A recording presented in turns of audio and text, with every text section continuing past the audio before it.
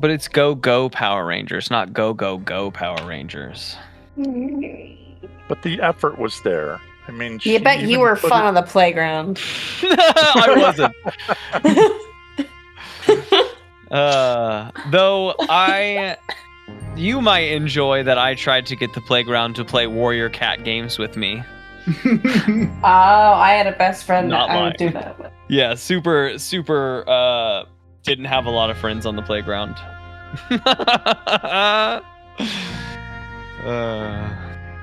And with that, welcome back to Dungeons Dragons.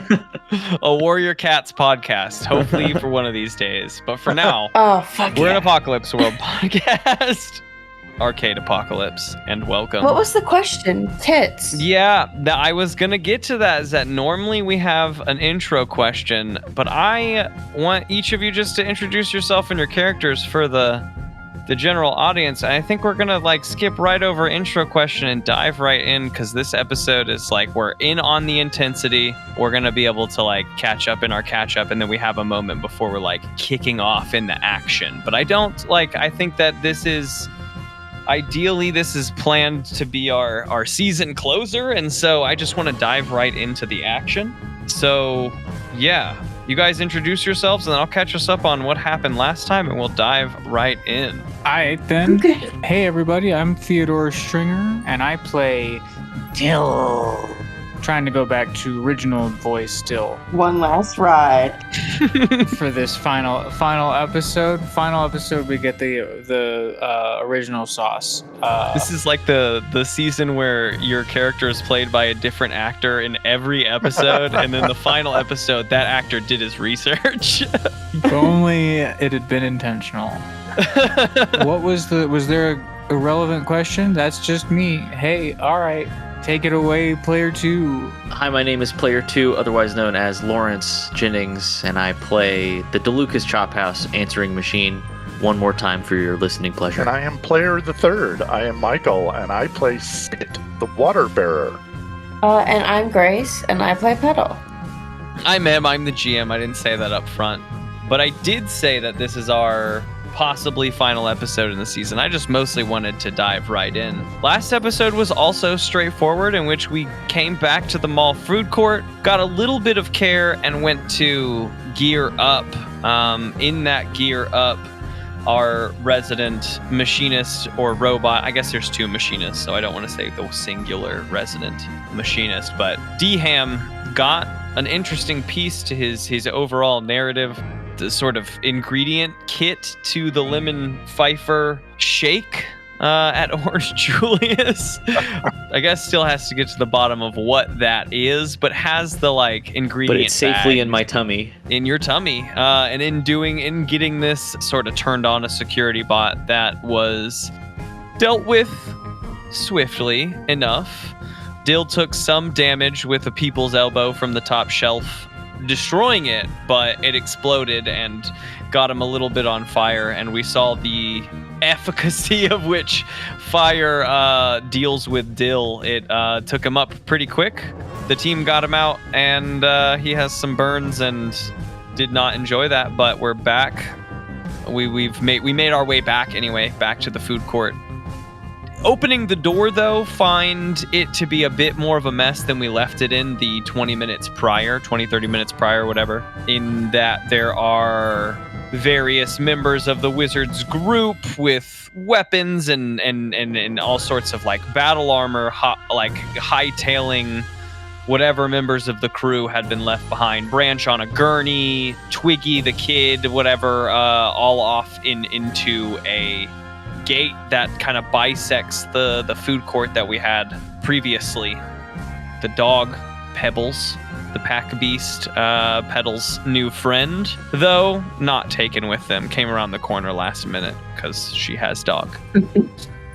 We're sort of left in this quiet room, this quiet space, with all 3 keys and a closed, very opulent, extravagant door bisecting the space. It just sort of energy-wise reads boss door, I imagine a Kingdom Hearts style door. You fight Riku in front of a big ass, wildly designed door that is gonna open and lead you to something, but And you have the 3 keys to it. It's relatively easy to get them into the locks upon any moderate inspection, but we are here in this little bit of space. Before we dive into the door, I wanted to see if there's an approach to the situation. Well, and I think most of us are in worse shape than we were in, right? With Dill having been burned and Spicket being crushed underneath the falling shelves. I think maybe Petal avoided damage, and I'm fine. Did As you get usual. damaged? Oh, I've been injured for 4 sessions. Okay. So we're not in our best fighting fit form to go into a final boss room. This is true. Tackling the last key that you the team gathered was from the bully, and because of the way that all went down, Murderbot killing him in his secret room before he had a chance to go off, Petal had collected a number of vials that could at least heal if that is something people are in need of, and she wishes to give them up now. It's true. It's true, I could do that. It's true. Well, I didn't know if we were going in. I thought if it was still discussion time. No. I was just curious, if everyone remembers what they got as their gear up in this last episode. Oh man, I hope I wrote it down. I know that, like, technically Lawrence got the lemon pfeiffer stuff, which I mentioned. Which is so much more important to me than gear. You already said mine.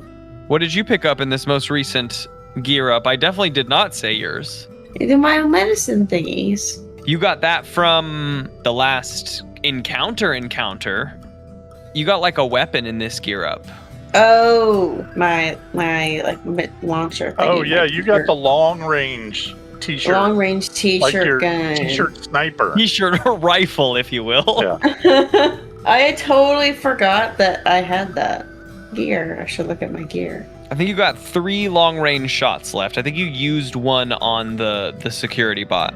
I did. And I have the bandolier with 4 of the shotgun refills for my shotgun t-shirt cannon. I think I have just like a really good slingshot. Oh shit, you did. You got a slingshot with, like, what are they, firecrackers? I think you got like little explosives. Cherry bombs or ball bearings or something. Yeah. Something like that. I think they explode because the idea was at some point that you like flash blinded the security bot, I think.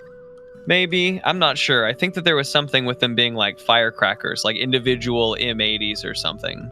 We talked about that, and then I thought at the end we talked about them being like billiard balls with firecrackers on them. Oh, they were billiard They balls. would get one Billiard good balls. ricochet, and then they could explode if you needed That's it. Way to Right. go, Mike. I love it. The billiard balls is such a good image. Mike wins Player of the Week. And a good sound, too. The cracking of a billiard ball on someone's skull is going to bring joy. Hey, Marie Kondo. But yeah, we find ourselves in this quiet room. We're geared up. How do we approach? Petal, could I talk you out of one of those healing needles? Hell yeah. And I just poke him with it. Oh yeah, okay, nice. Roll a d6. Pretend it's a d. Oh. Right. I'm quote unquote roll a d3, but the d6 1 and 2, 3 and 4, 5 and 6 will be your 1, 2, 3. Am I rolling or is Petal rolling? She jabbed you. Yeah. I don't That's know. The jabber. I think she gets to roll. All right. Jabber Petal, or roll a jabby? d6. Jabber, it seems. House rule, it's the jabber. It's the jabber. Tie goes to the jabber. It's a 3. To the jabber. It's a 3. Okay. That would be 1, 2, 3. So you get to heal two ticks on your clock. Excellent. I will mark that right now. And you feel rejuvenated Thank you. more so than I your do feel average stunned. rest. That took me to 50% less damage.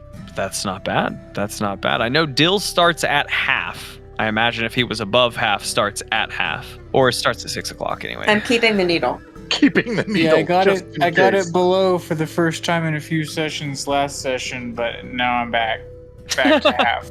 Back to half. Back to half and not going first. Maybe going last. In the heels? What do you mean? In whoever the order of going through this big scary door. Okay, like going Yeah, going he had in. a Okay. brush with death. Mm-hmm. They set me on fire. I'm no longer excited about being here. Were you ever excited? Lawrence, how much health do you have? Let's find out. I have one tick before I die. Oh, man. Oh, man. Your arms are off. Yeah, I'm pretty sure that everywhere that doesn't currently contain the lemon Pfeiffer mix is injured. My God. I have used those parts to defend the center of my mass, my little tummy. His arms and legs are all sparking up. His head is split, like in the center, down into like two.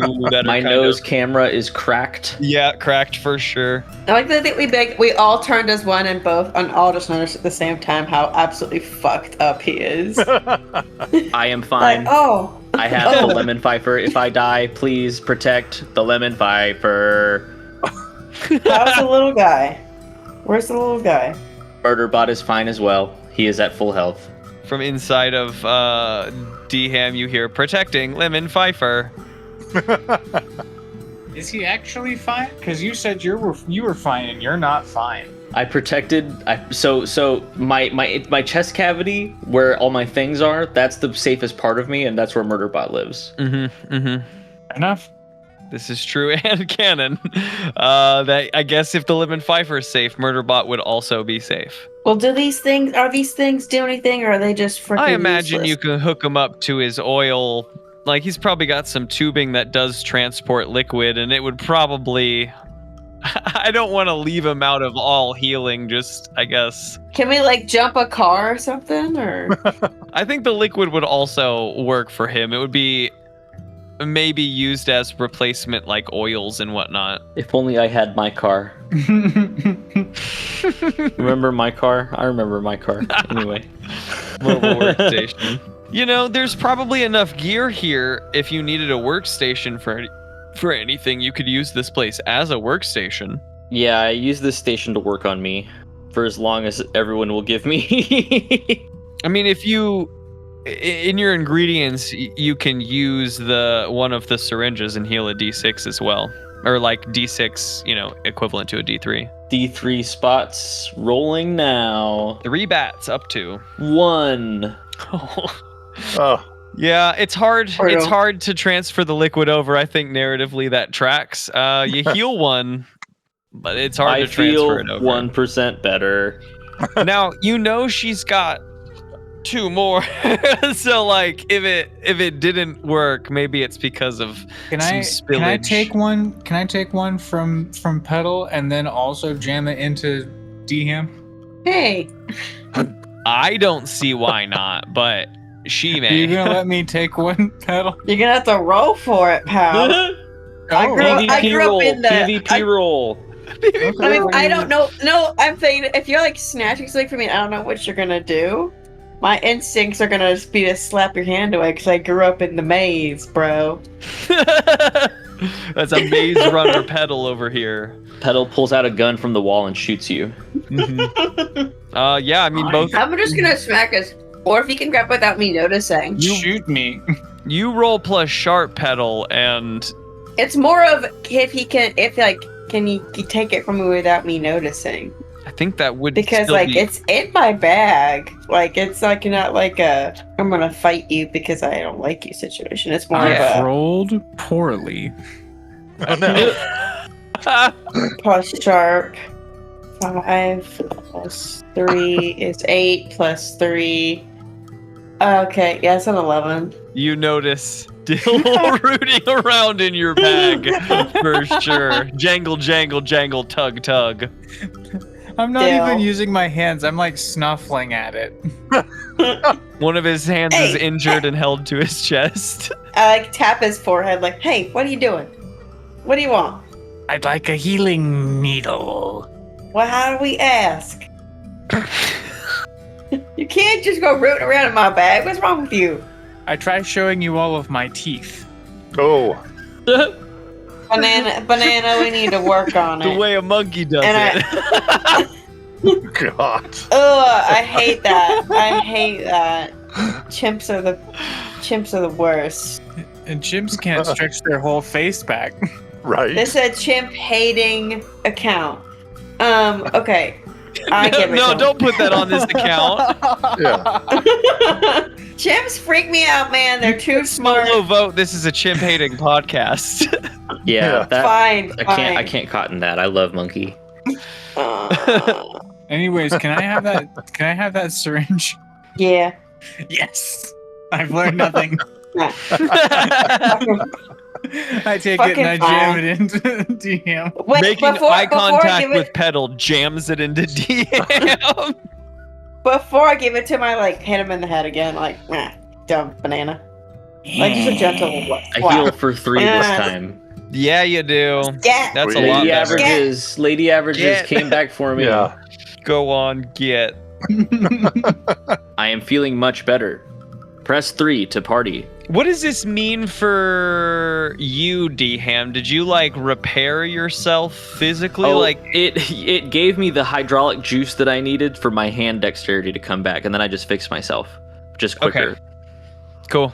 I love it. I love it. Less sparking. You like, welded the cuts together as you can do. Some of my joints are being held together by multiple throwing knives, but that's okay. It's a quick fix until I can get back to the decab. Eventually, you could be all throwing knife. We didn't think about melting the metal down from throwing knives Theseus individually. is throwing knife? Sisyphus is throwing knife, whichever one it pretty is. wild. You were right the first time.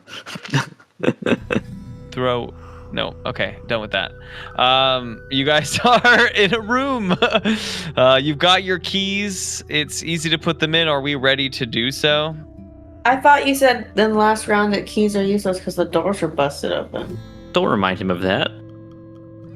Well, I mean, we can go in. It's not. Why are we using the keys if it's open? There You said is they a were door useless. here. They were coming through it, and it sort of just shut after them.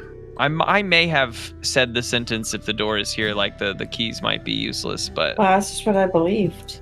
it's just what I believed. I believed what I was told. I Because don't that's what you said. I don't know. You That's don't need a to lot believe of everything sense. somebody tells you on the internet. remember? We teach you how to play Mario Kart and you forget the session, but you remember that I said the door was busted open. I love.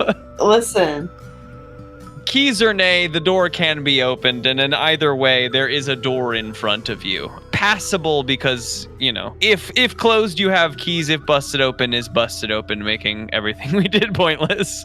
I'm so excited to punch this wizard. But the black space exists in front of you to lead you to what you believe to be the final board.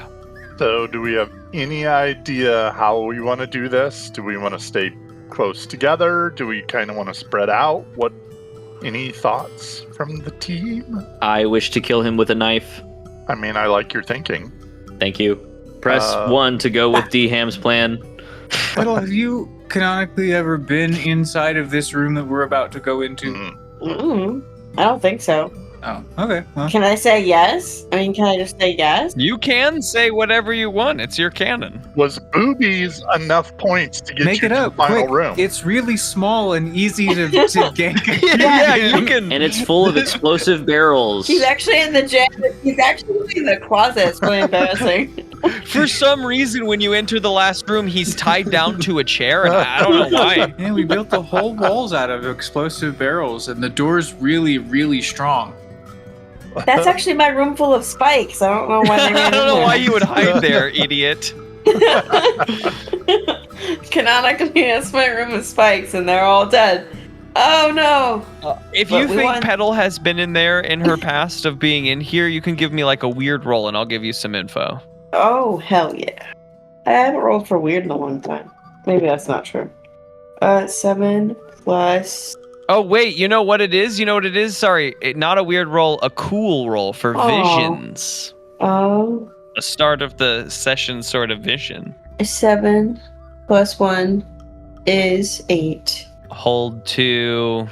I'm not going to worry about the number I'm holding. I'm going to give you as you try to recall this play space, you feel this door is familiar. You feel you've seen this door before, and you think hard to think past it and as to what lies beyond. You get flashes of imagery that kind of call you back to the pinball board that we've found ourselves on in the main play space, though I guess not for a while as a pinball board, because the two of them, Lawrence and Gabe, did it like recently more like an arena style, and you guys avoided it in almost entirely, Mike and Grace.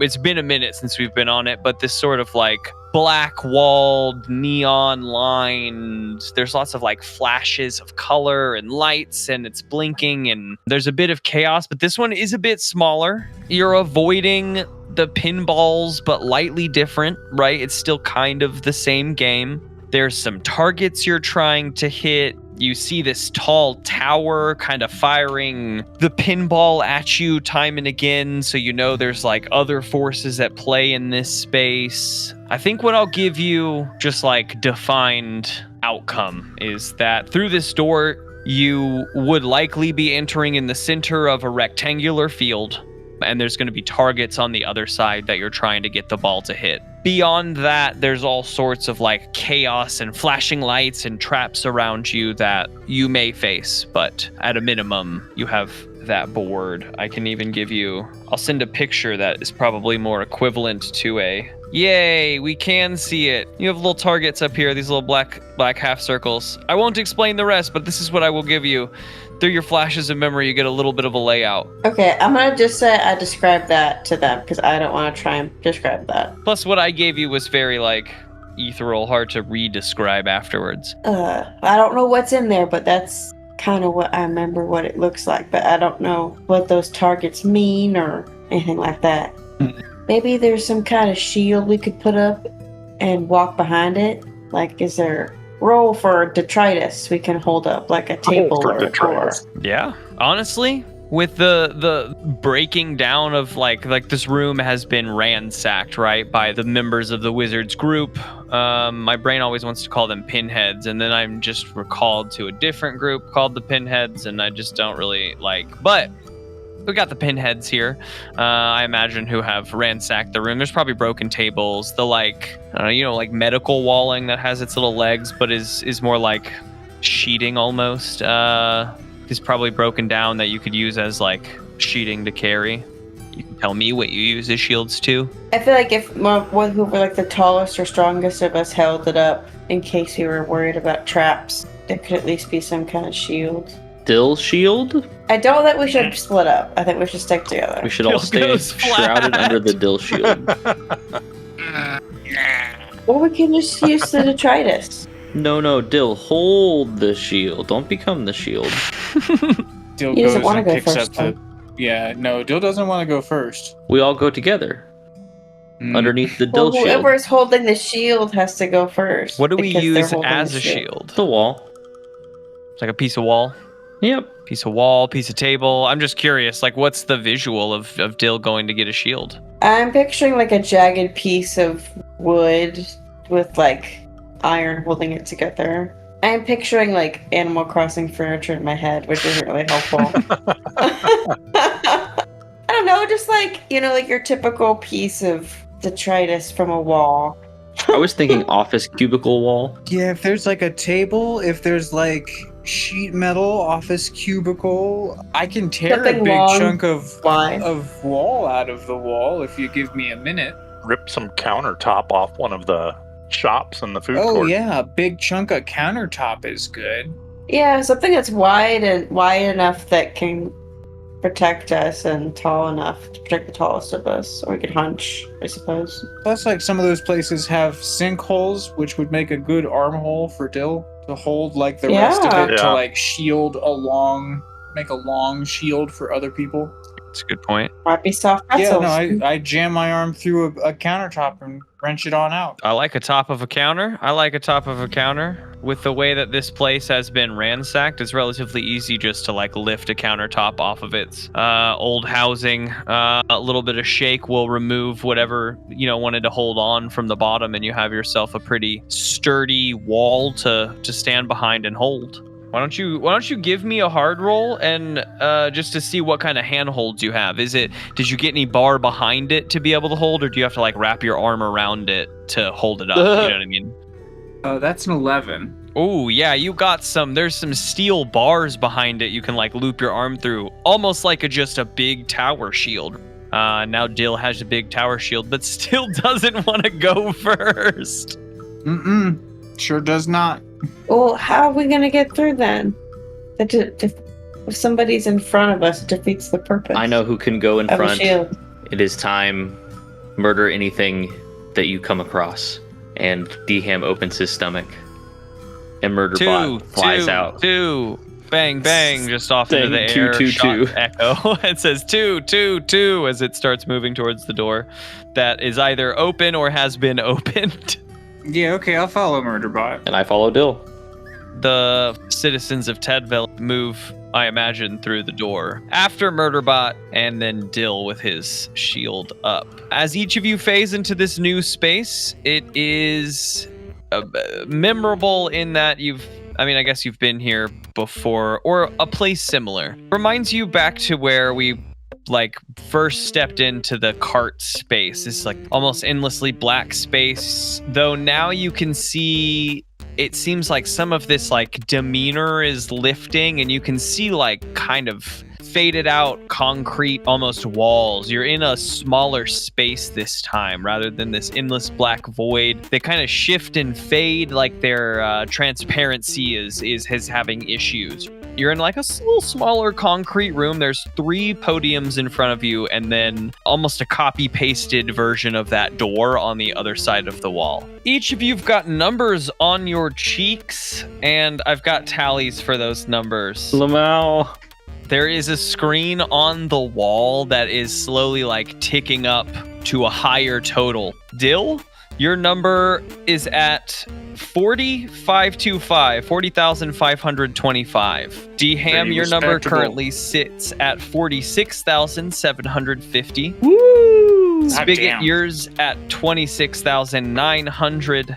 And Petal, we've sort of talked about yours, but it's having some issues now that you're back in this room. Yours has been, 8008135 for the campaign, but since we've been in here, you've done a few things here and there to earn some points. And I think the issue you've been facing is that the new point total is trying to appear over the old point total. Not like it's changing, but that a second number is kind of trying to appear. And now that you're back in, or now that you're, back in this room, but now that you're in this room, that second number is glitching and fading out. And you're left with almost a line through it going down now, I guess, but the 8008135. You still have your total. And the screen on the wall above these 3 pedestals eventually comes to a rest on 114,175. 114,175. And on the 3 pedestals, the first pedestal kind of flashes, and above it appears a little armored vest, and below it reads 50,000. And then the second pedestal flashes, and above it appears a +1 gun, and below it reads 50,000. And the third pedestal flashes just a +1, and it reads 100,000 below the third pedestal. And I think with Petal's roll earlier, it's enough, because I don't know that giving you a shitty map was enough for that mid-range, is enough to know that Petal, you kind of recognize what these are. You got a plus armor. Someone can upgrade their armor and its rank. Someone can upgrade their weapon, or someone can get an extra in-game life. 50,000 for the armor and weapons, and 100,000 for the extra life. And the total spend is just over 100,000. So the 100,000 is the total amount that we have as a party, it seems like, because me and Dill have 40,000 each. Yeah, 114,000 is your three's total. It doesn't seem like Petal's total is included in this count. Gotcha. That's rude. I mean, we could upgrade the throwing knife that I have infinite of. Sure. Yeah, it looks like you can upgrade someone's armor and someone's weapon, or get an extra life for someone. Yeah, who needs an extra life? Or upgrade 2 people's weapons, maybe, if it comes back. I'm good on lot. I feel like I'm good. I don't need a life. I think we should. Cool. Then give me +1 knife. Yeah. Yeah, I think we should upgrade. What do you do, Deham? I insert. Wait, is there Stab a it. slot? Oh. Stab it with a knife. Is there a slot? It's just a floating +1 gun. It seems to be spinning on its own. This whole little symbol. I put the arm that has the knife throwing mechanism in it, just into the power up. Yeah, Sure, it flashes and blinks for a second, and then you do like one of those, what is it called? What, like Apex Legends, like little moments where you like flick your knife around or whatever? Oh yeah, I do a couple of knife spins, absolutely. And your knife has like little etches and like jagged marks on it. You know that it's a nastier It glows knife. purple and it says Mountain Dew on it. For sure. You got the Mountain Dew skin. It says Desert Don't on it. Oh yeah. And you like flick it around a little bit. You bring out a second to see that it's also the same and upgraded. You flick them both back into your wrist. I am all powerful. As D-Ham does that, the point totals tick down to 64,175. Your guys' totals on your cheeks don't change, but the total on the screen does, right? Man, I can't believe my numbers don't freaking count. I have the highest score. I will say that... Hold on, let me see what your... I did actually keep up with your change. Your second number, the number over the top of your first number would have read 8019000. So you did make some points. How many points did you make? You made about 11,000 points, it looks like. This run specifically. Though, to be fair, what I will say about how I counted points is that you and Spicket, your solo journey idea was off the grid.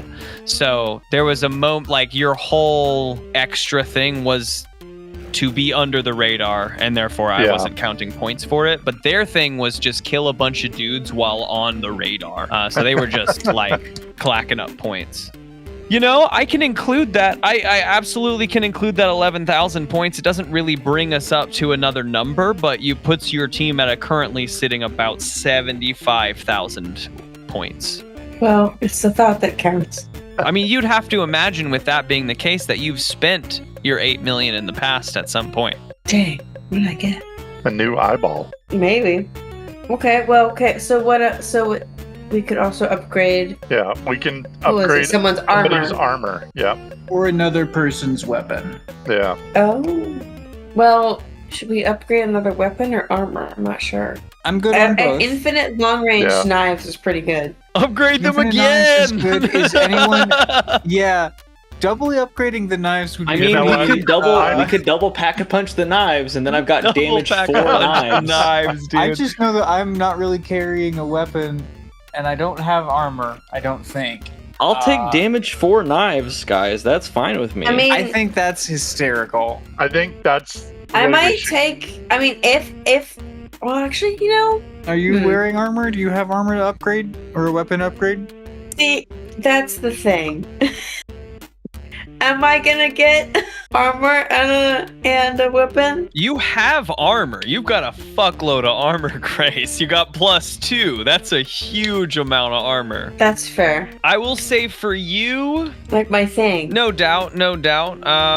I wanted to do point stuff. You're like looking around the room and considering for yourself, and you feel like a little buzzing in your pockets, in one of your pockets, and when you pull it out, it's the little like USB drive that reads Wizard Killer, and it's blinking. There's like a little red light that's blinking inside of it now, as you stand in this room. I wave at the guys like, yeah, you figure it out if Spigot or D-Ham needs a thing. I say we give him double points on the knives. Double pack-a-punch knives. Let it go D-Ham. Say less. And I put my arm back in the gun power up. And when you bring it out and you're like flicking your now 3 knives around as you do so, they're all like blue and neon lined like the borders in all of your pinball games. They have like neon tubes and bars going through them now. I'm gonna kill a wizard. Does Murderbot get an upgrade too? Because you guys are connected. Not now. Oh. 1, 1, 1, 1. Footsie points his guns downward, sadly. Petal, as you look around the room, you just sort of scan while they're talking amongst themselves about what to upgrade or what to change. And you see a corresponding blinking red light like on the opposite side, like the wall opposing where you guys are all looking. And upon an easy further investigation can find the little USB slot like right below that little blinking red light. Gross, but I'll stick it in. You do so. And I get it on the first try, not where you put it in, it doesn't line up, and you flip it and you try it, and it still doesn't line up. Well, you yeah. have to check, like, wait. well, I don't know. Right Hold on. Psychic. Give me a cool roll to see how cool you do this. Grace is psychic. Come on. I saw this in my vision. I know which side I need. That's true. That's true. Yeah.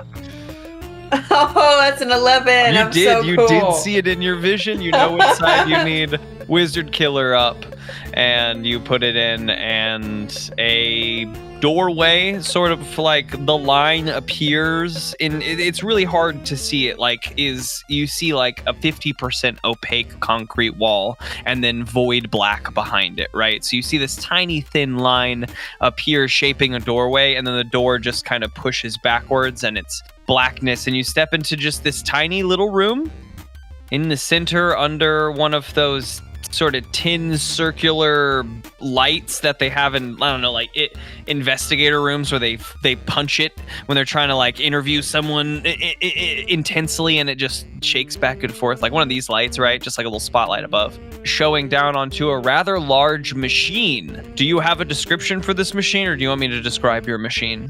I always pictured it like Edge of Tomorrow machines. Have you guys seen Edge of Tomorrow? It's got Tom Cruise and Emily Blunt. Yeah. It's one of the few Tom Cruise movies I actually like. I don't know why I shared that fact, but there you go. And the only thing I never got about those machines is that they're like your human torso is so exposed in that I feel like your meaty parts are really easily get fucked up. It's for the sake of acting. Yeah. So It's got to be see cool. what well, you're mine's saying, yeah. real. So mine has like a glass cage, like cab thingy. Like you can't see it, but I'm making hand gestures. But yeah, Edge of Tomorrow suit, mech suit, but you have protection because I'm not an actor, so I care about my meat suit. Yeah, I mean, we would all be caring about the meat suit here. Maybe the top torso portion of this is like more almost Transformers style cab that you can slip into, And or there's like fuzzy dice for sure. Fuzzy dice. fuzzy dice for sure. So it's got to be big enough, like a little cab to be able to ride in, where you get to move all of the levers, right? I imagine. Yeah, I don't know if you guys have ever gotten into like a tractor or like an excavator. That's my question. Yeah. Is this like a suit you literally have to move your arm to move the arm, or do you like move levers and wheels and shit? You know what I mean? Huh, I hadn't really thought about it until this exact I moment. haven't driven it since I lost my memory, so... I guess now that I'm thinking about it, now that if I'm wanting a cab, robot controlling buttons make more sense than Edge of Tomorrow mech style. Okay, so well, yeah, there's the Edge of Tomorrow, same look, but it's more of like Wall-E bucket, like square, but with like arms and legs sticking out, and they have guns. You know? Yeah. Where do you control this with a remote control? I'm in the core. Fits of into it. the cab of the mech you're itself. in the more like- smusher of the Wall-E. Okay. It's more like the machines from Blue People Avatar that the soldiers drove. I haven't seen that, but I believe you. But it's got big guns. Yes, Mike, that's cannot gotta be lie. what we've been talking about for sure, dude. Even though I know that you've been describing something and that I've been describing something moderately different, Grace, but I do think that this definitely... Hold on, I'm gonna screenshot this and send it to the group. I think that this kind of marries those worlds. Because I do think I've been looking at the picture of Edge of Tomorrow while we're talking about this. I'm gonna send this just straight to the stream room chat where I send the Craig messages. Yeah. Except instead of holding a gun, it has like guns on its arms. Oh yeah, okay, there it is. Yeah. Love that. That's great. It also feels vaguely I what haven't like Aliens, the movie Aliens, where they have those like excavator suits that they use. Yeah. Okay, yeah. So something that is like high powered and of its own. You imagine that it could jump, it could move, it might be able to have some sort of jetpack thrusters, all of which I'm willing to let this thing have. And your little key just fits right into the slot of the front, and then that glass like door opens up, and you can clamber inside and acquaint yourself with what feels like it feels so intuitive for Petal as she sits in this cab. Like, no roll necessary, no nothing necessary. You built this, and though you don't remember, it feels just like moving to you. Like, you reach for the right thing and it stands up, and then you switch 2 levers and like the arms kind of stretch out a bit. And every move you make, this thing just moves like natural movement. On your like legend keeper, you'll find a tab called Wizard Killer. I wrote out in a fun method, I think is how it would probably be on there. Oh my god, I just got that. I was like, what is this gibberish Oh, hell on yeah. my sheet? That's awesome. I typed it out. I was like, this is overkill. No, I guess not. I guess not. I mean, I didn't really look, but No doubt. like I like that. That's cute. No doubt. Oh yes, thank you for all this. 100%. Hey guys, look! I pop out. The whole door opens like a garage now. Click, click, click, click, click. Voo, into space as your suit steps out. Or do you just step out? No, I step out in the suit. Oh yeah, Ka-kunk, ka-kunk, out into the black room that you guys are in. Walking suit and Petal. Hot diggity. Oh, is what's her face still with us? Alan. Yes, Pollen is with Yeah. you. She was with you. Yeah. She was virtually uninjured from the last situation as well. She says, man, I knew you had spent some time working on a solution. I just didn't know it'd be so much force. I thought we'd be sneaking out. Yeah, guess not. Heavy stealth. I guess not. Heavy stealth indeed, she laughs. I pet Pebbles in the suit. It takes him a second. He probably acclimates, quickly, but like it takes him a second. You know, there's a little bit of whimpering and like eyeballing you as he approaches and sniffs the held out machine hand. Sniff. DM's knife has been wickedly upgraded. The points tick down to 25,000. I think now that the points are below 50,000, some of those the options kind of flicker and change. The third one's empty, but there is a healing syringe above the first one, and like a magazine, like a gun magazine above the second one, each of which read, say the gun magazine reads 10k and the healing syringe reads 25k, and you have 25,000 points left, so you can buy another healing syringe, or a few of you can ammo up, basically. What do y'all think? Is it more important? I know we've still got one healing syringe and then a bunch of unidentified syringes. I will never need bullets again for the rest of my days. I wouldn't mind a healing syringe, I think. Okay. I think then now that we're down to this point. Yeah, I would say healing syringe, because I've got ammo for my pistol and I've got the shotgun t-shirt cannon, so I think I'm good. So. Oh, and you found an extra magazine for your pistol. That's right. Yeah. I'm set. Go for it. All right, jam it on in there. Oh, do you Jam use what? it on yourself right away? Just grab and use? Bam. Yep. All right. Heal, roll a d6 and heal a d3 worth of that, right? Whatever that equates to. 2. 2? You heal 2 more points. You feel that.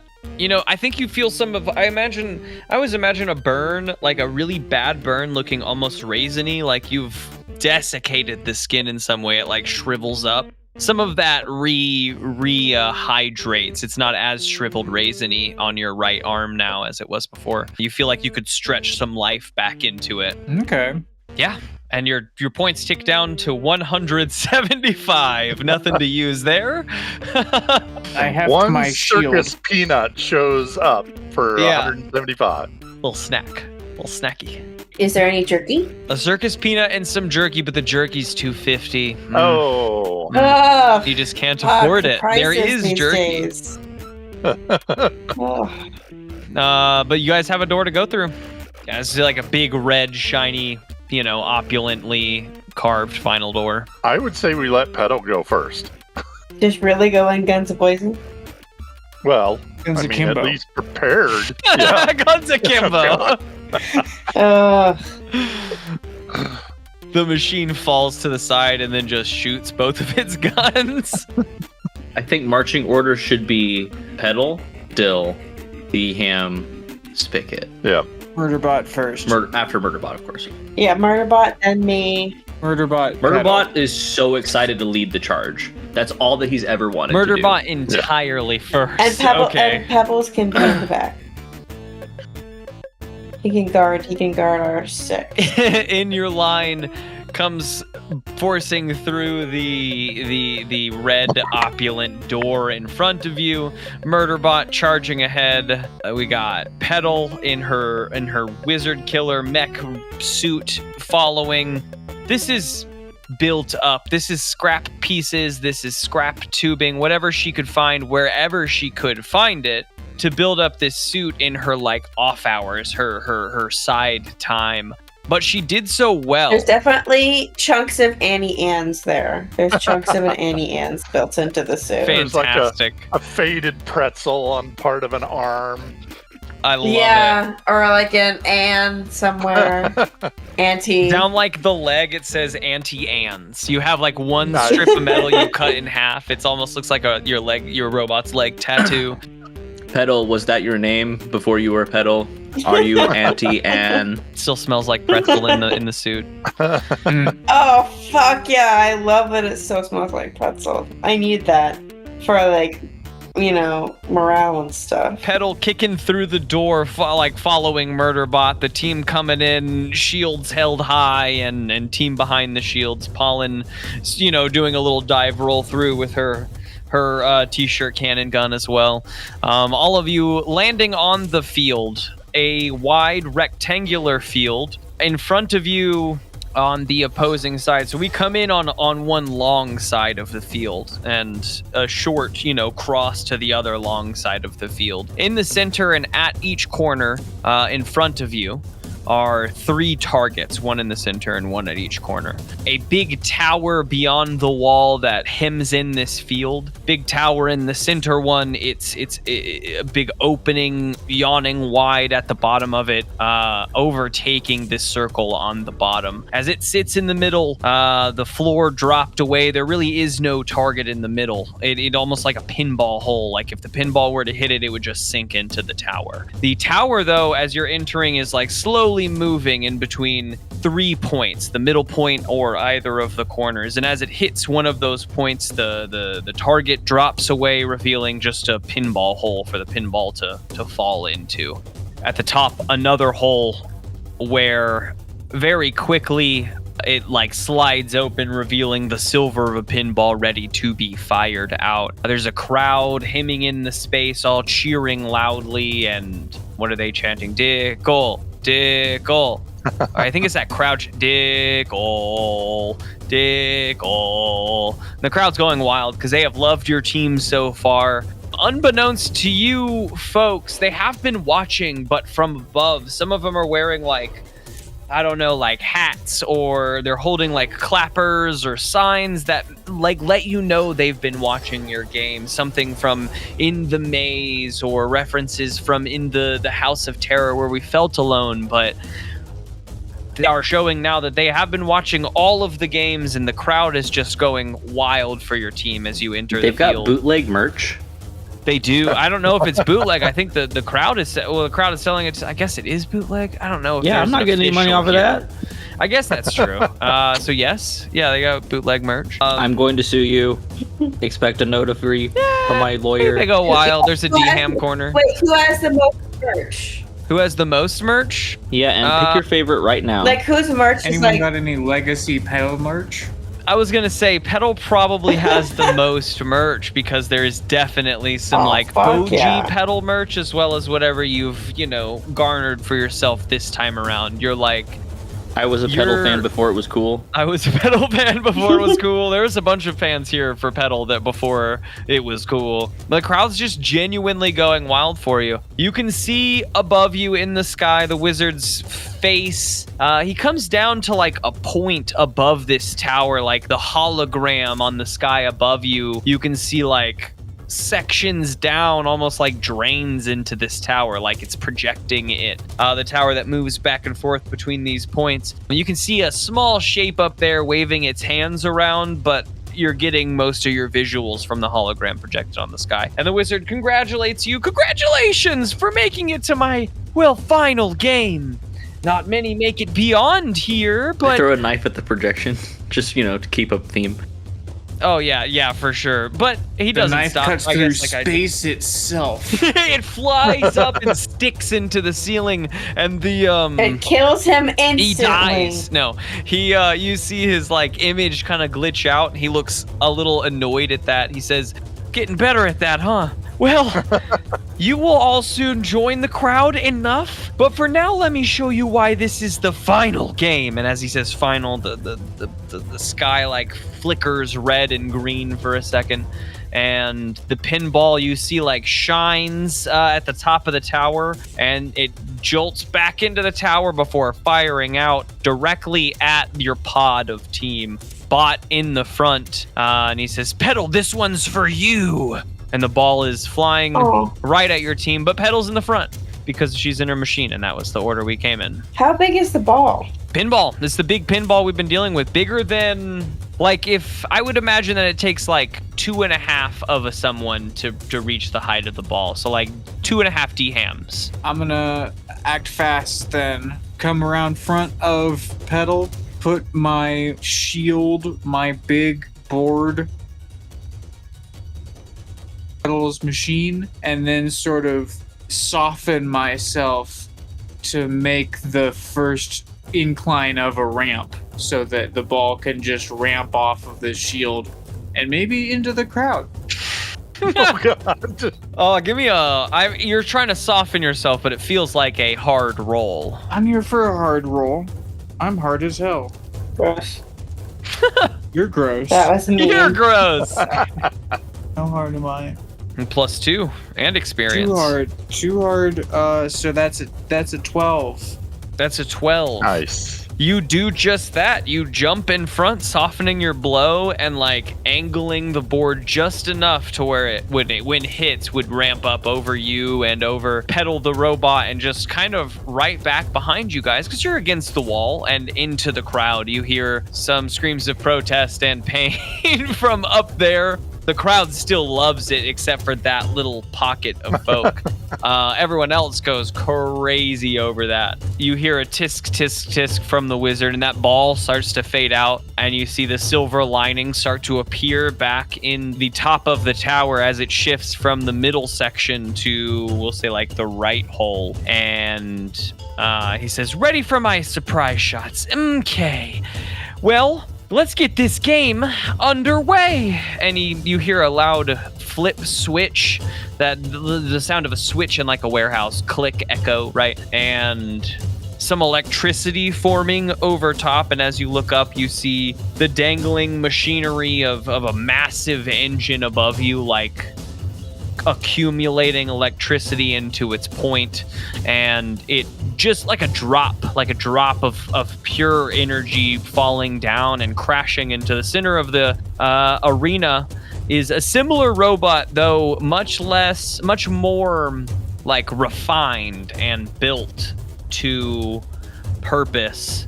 It looks familiar to Dham and Dill, who have faced when we were back on our distraction arena pinball, and it was just the two of you, and at the very end you were facing a bunch of forces, and the wizard says that my general could take care of this and drop down a big old robot on top of you. This is what you're drawn back to, though instead of shoddy exposed wiring, this thing is plate sheeting and humanoid. It is, oh no, he's got rivets, riveted pieces of it, block pieces of it, right? It is a built combat bot, and it drops into the center, and a little face digitally comes up over the front with 2 eyes and a little smiley face. And a number that reads 40 billion.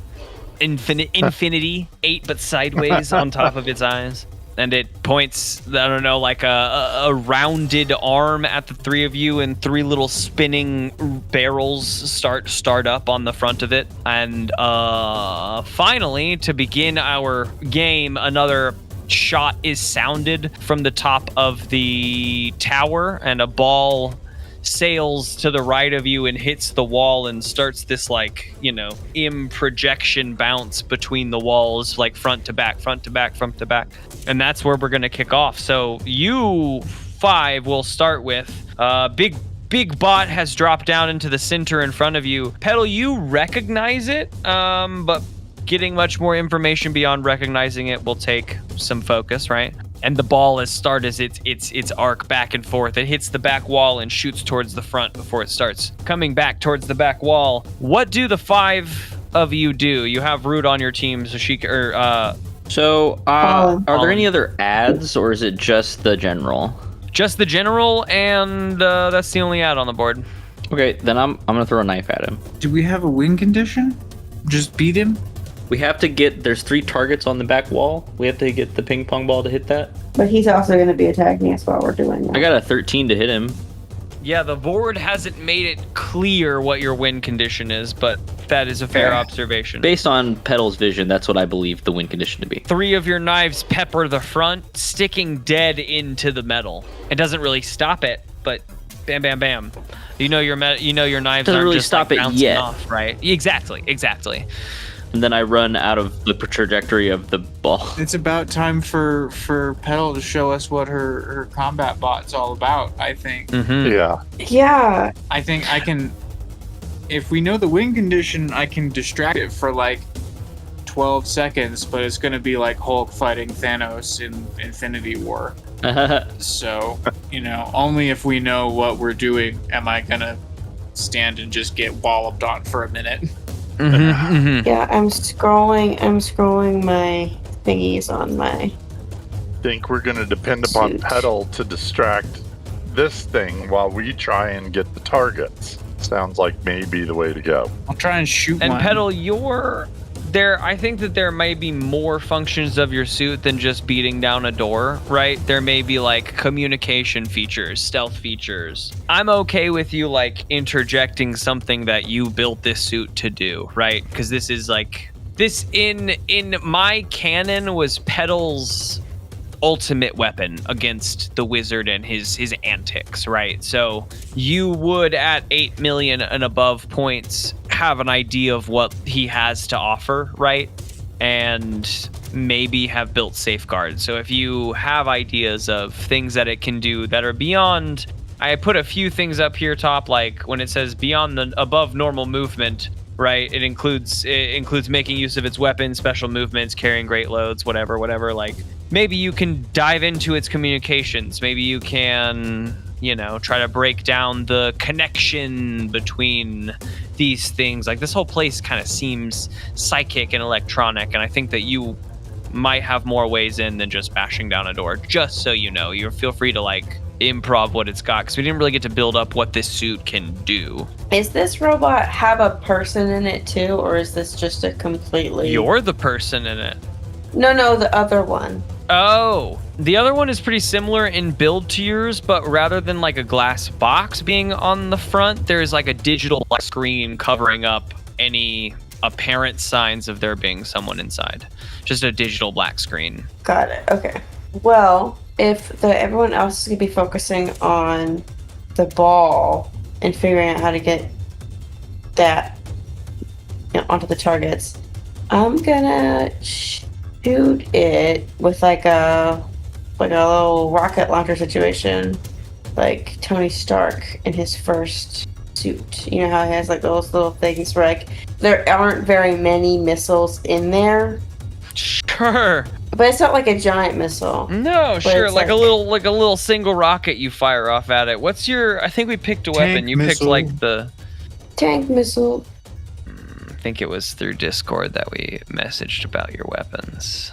If we're talking about shooting, Yeah. I also want to take a pot shot just to see what happens with one of my balls. Yeah, if Dill wants to shoot first, let Gabe do his thing and I can look it up. What you got, Gabe? What'd you say you wanted to do? My initial thought was I was going to actually shoot at these targets back behind here, because maybe they don't have to respond to the pinball. Maybe we can just shoot them with something, and I've got somethings. Got a game gun. Fire off one of my pool balls. Oh, you also have just a slingshot and pool balls. Yeah, for sure. Yep, just shoot it off, see what happens. Yeah. Act under fire, probably. 7.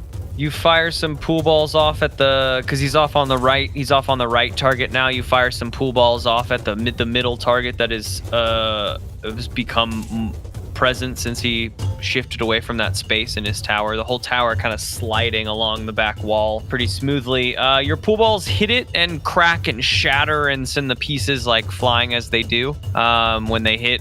I don't think that anything else happens. Like, there's no note that the target has been hit. There's no like lights or dinging that goes off. Okay. No, informative. Just some ammo shatters out. Yeah. Petal, have you seen? Yeah, it's 50. It's the 50. Yeah, 50 caliber machine gun. Blah blah blah. Yours starts rotating too and fires up. Jesus. Yeah, these are two big boys. These are two big. I really don't want to get shot by any of these because my arms will not prevent the lemon pfeiffer from going kaput. Mm-hmm. I have one more thing that I've thought about also that I don't want to reveal yet, but I have one more thing that I have already thought of that I want my machine to have. Okay. It's not now though. You fire off your yeah, 50 caliber. I'm firing the fuck out of it. Yeah. Okay, give me mark one charge on your suit, and then give me an act under fire, which is just your normal roll plus cool, I believe. Cool. Got it. Okay. Plus 1 is a dirty 10. You fire off your shots and pepper also the front of this. We'll say you pepper the front of the screen. It cracks parts of the digital screen that cover the front of it. And I think with the 10, you actually see the digital screen glitches and phases a little bit in between. You know you cause damage because this glitching occurs, right? But in between, you swear you see like green bubbly liquid inside, and then it flashes back to black. Apple That's Pfeiffer? weird. Apple Pfeiffer? Is it run by Apple Pfeiffer? Spicket, you're the only one that hasn't acted. Give me what are you up to first? Are you just like waiting to see? Are you examining? What's your like take on this? Are we just like waiting till others go? Yeah, no, I'm kind of watching the pinball that's in play to see if I can kind of figure out which way it's going, to see if maybe I can call on Dill to help redirect it towards a target. So I'm trying to stay back from these two metal monsters while sort of plotting next moves. Then give me, let's see, And of maybe course, I read a guess stitch.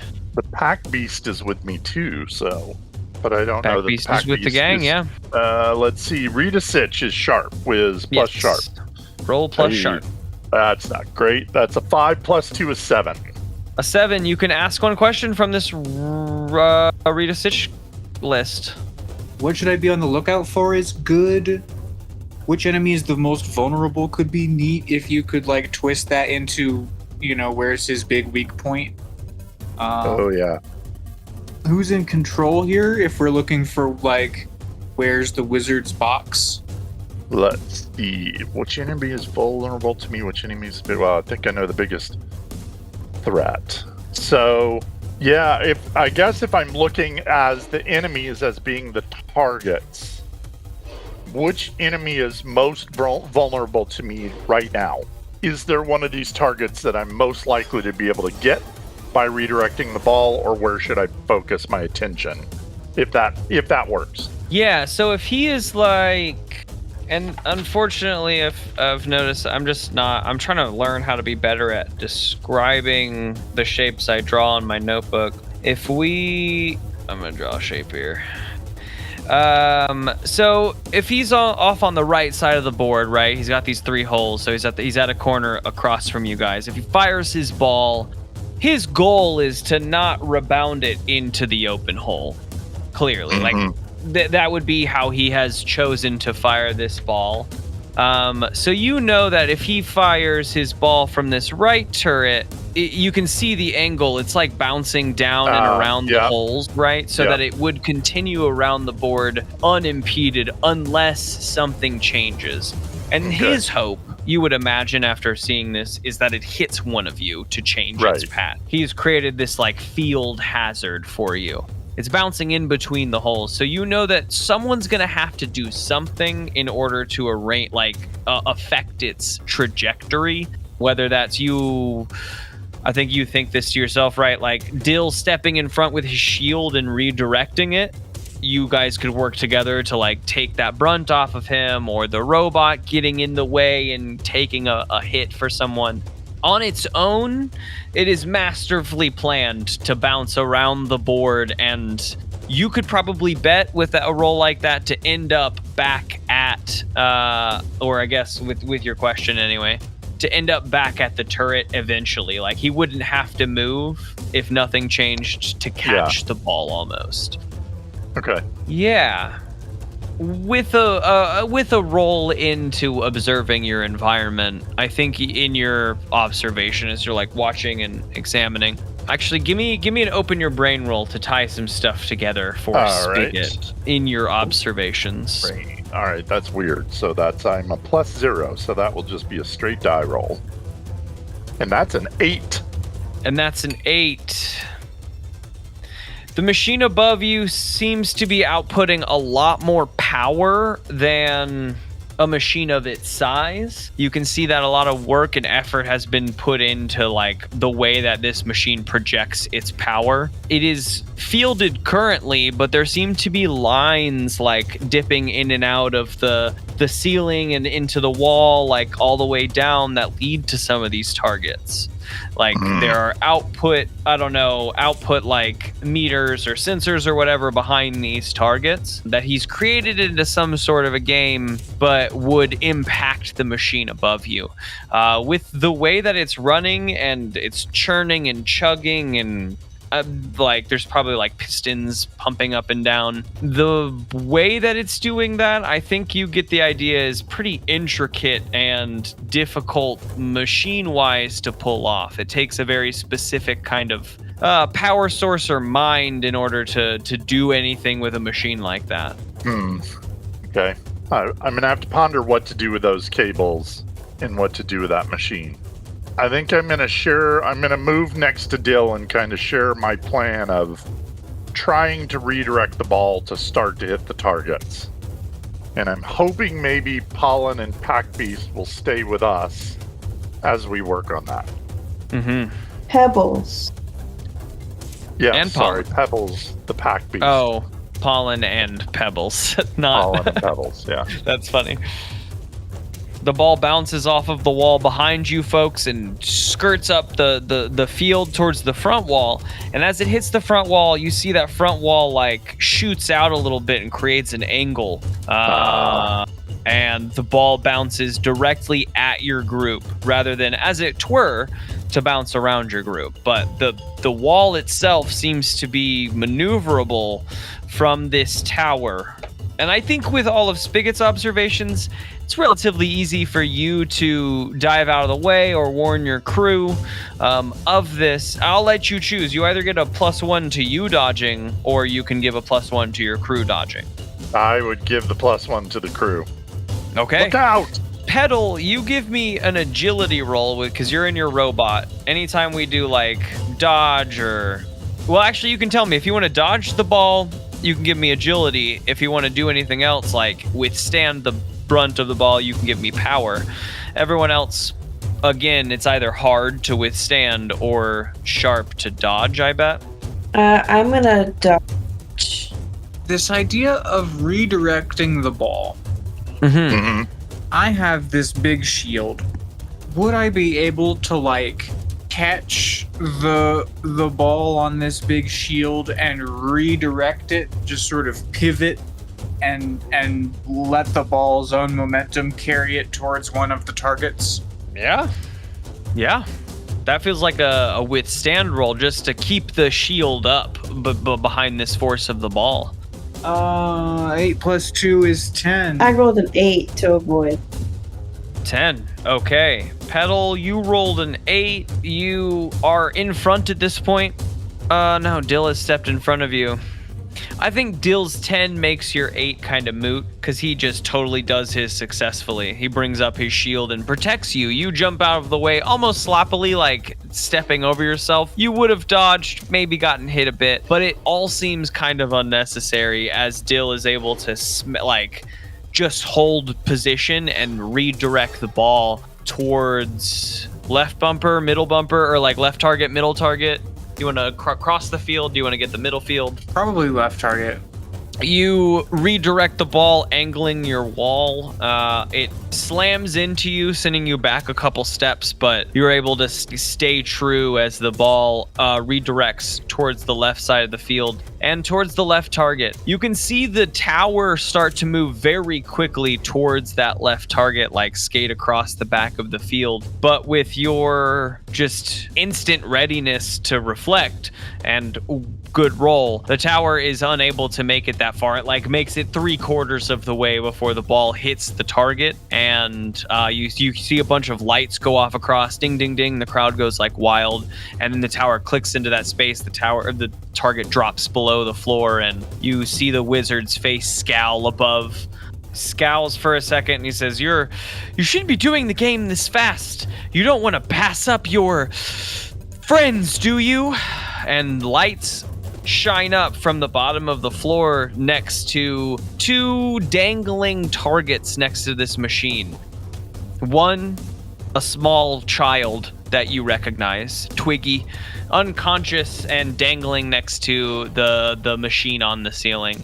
And one large and just fighting against its bounds to get out, Branch, the affected Hulk-like Branch, trying to fight these chains that bind it, but unable to break free, still also dangling next to this machine. And those lights stay up, like angling at these 2 people from down below. That target goes off and a big light turns on above it, and the tower slowly clicks back into the middle space, putting a hole down there. The other target doesn't come back up because you've already hit it. You got left and middle target now. And our friends are where in regards to the target? Are they right in front of the target? Well above you. They're Well above you next to like a big generator that's rooted into all this. Got it. What are they suspended by? Thick chain. Okay. Less thick for the child than for the big dude. Maybe rope for the child. Literally like it's a kid. I don't think. I throw a knife at the rope. Am I under the child? I throw a knife at the rope. Give me a sharp roll. Here I go. Snake eyes. Oh no. Oh no. Twiggy just got killed. The shape like Bye, shakes Twiggy. the air and then goes like pendulum swing to come back to neutral. I don't think any noise is made. You just struck the form. Fortunately, I'm a bad shot and I hit it with the hilt. I think you strike the main body and then slowly it starts to slump forward and then like roll down the chain. Your knife may be sharp enough to break whatever link it was at, right? And then it just slowly unwinds it and just drops it. Yeah, so the body of Twiggy falls through the air, but because of your snake eyes for Max, I imagine you're not underneath of it as Twiggy's body falls through the air. But you know who could be? Murderbot. Flying through the air to save the day. I'll try, Hasn't Father. taken an action yet. Let's go, Murderbot Murderbot. floats quickly. Let's see what Murderbot rolls. Uh-oh. Murderbot shoots the child with his guns. Uh-oh. No. You tell me what Murderbot is rolling for. Is this a sharp roll, hard roll, cool roll? What is this? Cool. Cool roll? Murderbot got I don't know a what his 6. stats are, but I feel like it's cool. Murderbot gets under the shape, and the shape crashes into Murderbot. Murderbot and the shape hit the ground. Murderbot was unable to carry shape. Oh. I'm going to make a roll for Twiggy here. A death saving roll. I did. But the shape hits Murderbot, and Murderbot and the shape hit the ground with a crunch. I'm proud of you. You gave it your best shot. I say You did. You did. You did. Oh, you die. You hear a groan from the shape above Murderbot, but Murderbot like glitches out and gives you a phase down sound. The ball, though, hitting the left bumper hits that corner and reflects like back at a wall. It's continuing its like bounce around. It doesn't phase away. Danger still present. What do you... Let's see. Petal and the bot. I think that it's gonna take its first action and sweep its rotating barrel arm up towards Petal. Actually, this is gonna... No, it doesn't do that. You see, so it threateningly started to rotate up its gun. And it's still rotating. It lifts up on some like little jet thrusters on its feet. Is gonna try to like tackle you and shift you to the side out of this group. A go aggro roll. It's trying to move you away from the group so it can take care of you. And it's gonna roll plus hard. A poopy. A 10 on a 10 plus, Oh. 10 on a 10 plus. Force your hand and suck it up, cave and do what you want. So it's just gonna force forward and like hook its arms down in a 90-degree angle and hook up under your arms and drag your feet forward and to the right. And we'll say like it kind of spins around and tries to put your back towards the ball, so it's like ready to redirect just like Dill did, but with you as its wall. What do you do, or the team does? It has hooked you and is like dragging your feet along the ground and putting you in the path of the ball. I'd roll to help, but I've got no history. Oh. I mean, a 0 is better than a negative. I suppose that's true. Yeah, you don't want me to roll to help. I've got a minus. No, actually, that's with Spicket. I could also roll a nothing bonus. A flat roll. I got a +1, so I could help. Is my face facing towards them, or am I facing away from them? Like the robot that you're encountering? Mm-hmm. Like, are they Facing dragging towards, me? you're probably like right up against it. Okay, then I'm gonna try and kick it. If it's got my arms clamped down. Yeah, kick his robot right in the balls. Mm-hmm. Kick him in the balls. Ouch, my servos. How do I roll to kick him in the balls? I don't know. If you can I tell, rolled a 9. but if you, so there is the cave and do what you want. If you can tell me what you want from this, is that just to stop carrying you? Is that to make them back off? What is your? My goal for is this to kick it so it like releases its hold on me, and then my next move is that I thought it would be cool because of all the tech stuff, because I figured there would be another robot that we would have, that I'd have to robot duel. I thought of like an electronic net that like I fire from my That like websites are on? arm.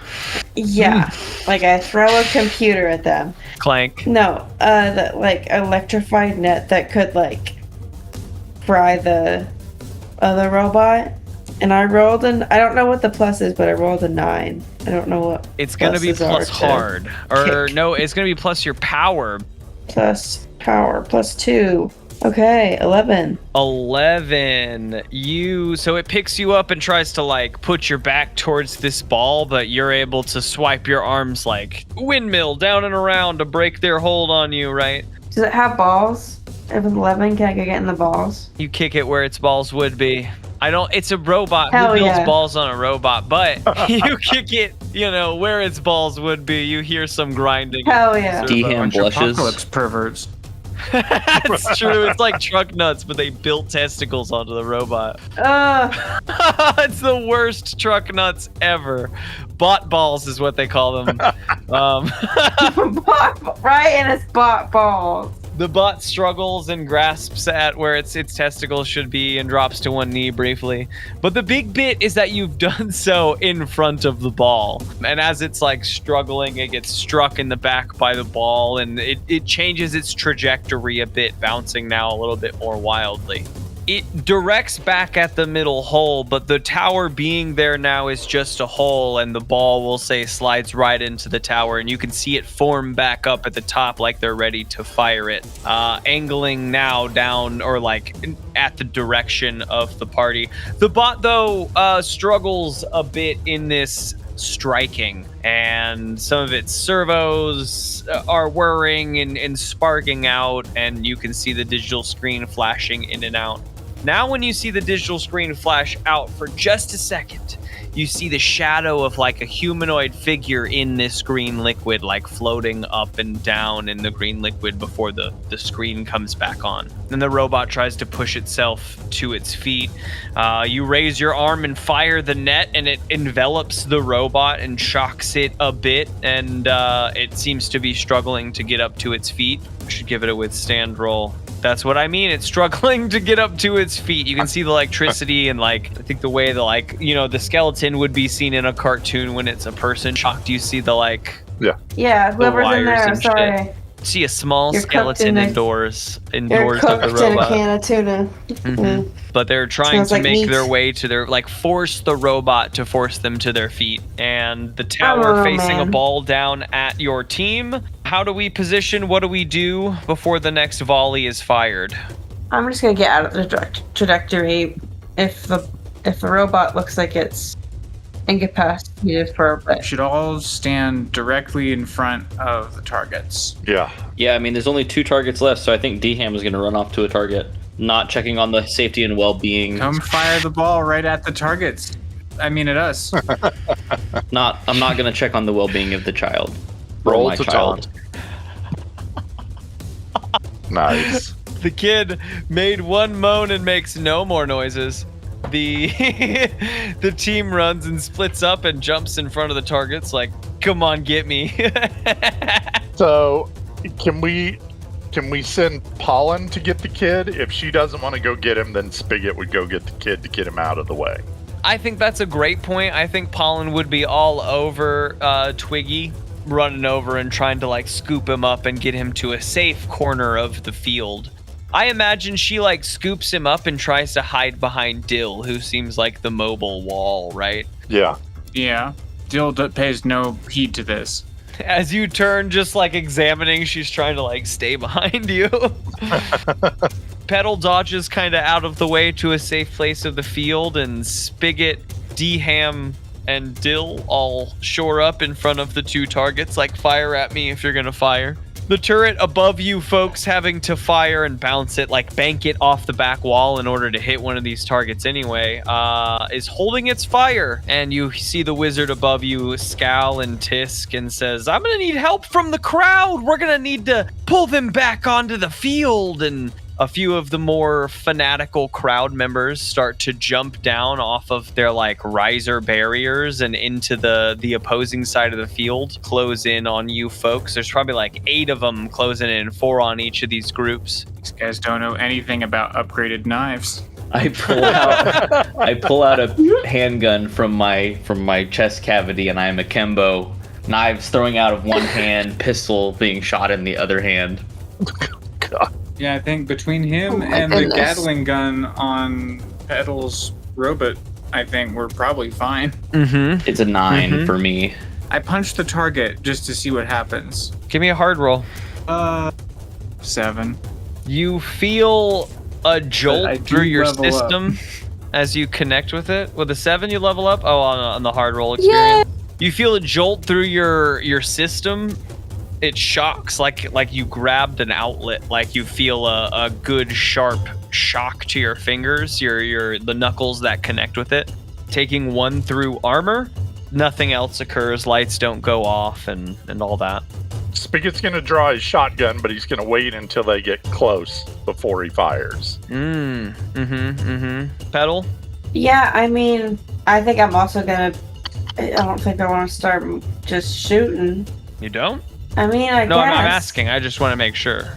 Oh, I just want to have be ready. I just want to be ready. I don't know what our big game plan is. I just kind of want. Yeah, I think the just start shooting part of the game plan is probably handled at this point. I think I just want to be ready. Okay, why don't you give me a sharp roll to examine the field for your best assault point, right? That's a 9.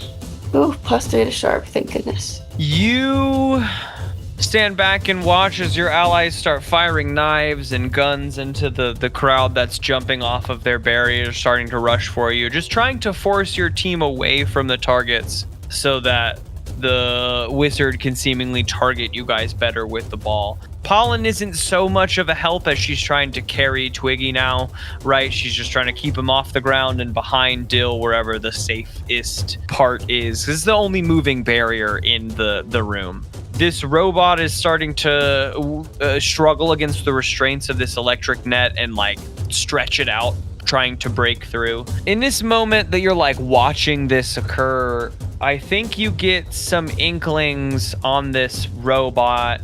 You get the idea that you helped build this robot.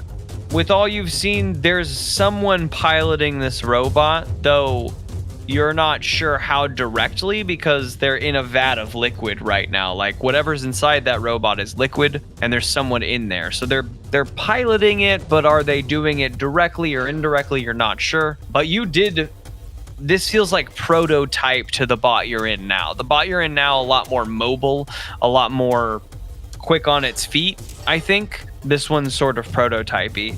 As it's trying to struggle against this, you like recognize the way that it's moving and whatnot. The others, let's see, D-Ham, what was your do something under fire? It was a 6, 7, 8, 9, 10, 11. It was an 11. Nice. Spigot, why don't you give me one too? You're waiting till the right moment, but you're the close range. D-Ham's the long range. Under fire. That is going to be a 10 plus 2. That's 12. Damn, with the two of you. They die before they reach the ground below the stands. I mean, the two of you, we got knives flicking. Some of them die in midair on their drop to the ground, pinned up against the wall. Some of them dive up under a knife, it cutting a cheek as they like swirl under it, only to come face to face with Spigot's like t-shirt cannon flat gun that just launches them backwards as they bounce and hit the wall. Also, Dill, you're acting as a shield. What was your goal in this moment? Did I get one from you? I just want to make sure I'm not like forgetting. I don't think I got one from you. No, I don't really have a goal, but I did level up, and I took the perk Blood Crazed. So when I deal harm, I deal +1 harm. And I'm gonna say that Dill up until now has really only been consuming toxins and poisons. Oh no. Oh boy. A dude jumps at the front of your big like counter shield and tries to like stab you behind it.